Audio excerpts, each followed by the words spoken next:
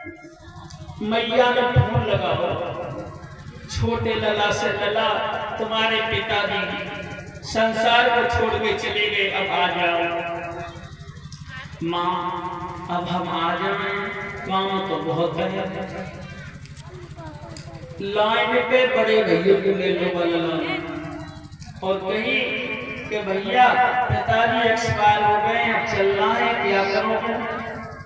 अब बड़ो लड़का बोलो कि ऐसा करो भैया, पिताजी खत्म हो गए तो तुम आगे चले जाओ, जब माता जी मरेंगे तब हम चले जाएंगे।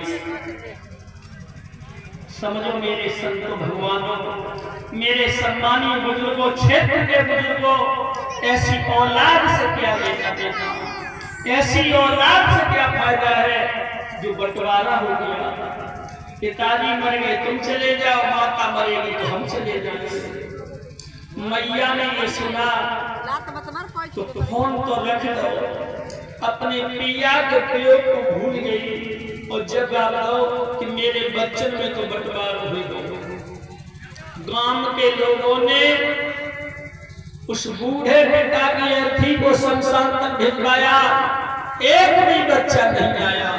तो समझिए मेरे भाइयों, नौजवान लड़कों, अब पढ़ाई लिखाई से तुम्हें क्या फायदा हुआ जब हमने अपने बच्चों में संस्कार ही नहीं डाल पाए। तो अपने परिवार में अपने बच्चों में संस्कार डालना बहुत जरूरी है। माता बहनाओं, जब तक तुम परमात्मा को नहीं समझोगे कि इस ब्रह्मांड चक्र को चलाने वाला परमात्मा है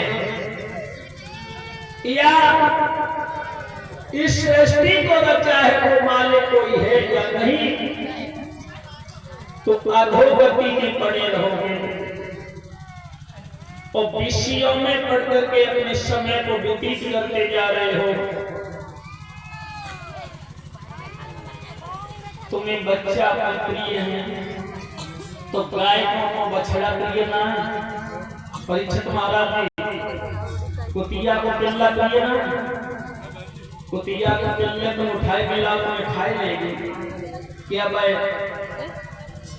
मजदूरी करे खिलाएगा?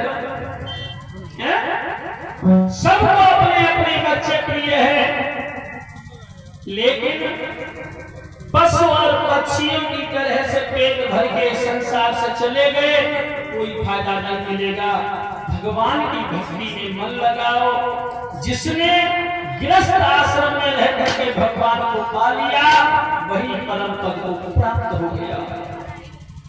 अब एक भगवान का कीर्तन बोले, उसके बाद में हम अग्रम कथा भगवान श्री कृष्ण की लाएंगे।